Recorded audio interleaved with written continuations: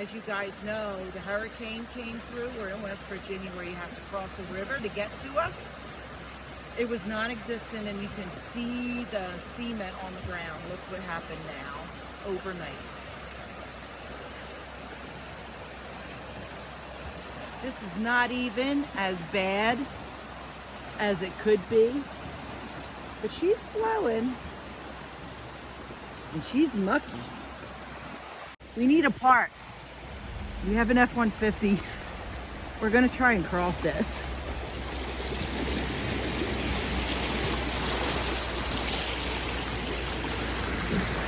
Huh? Oh, maybe not.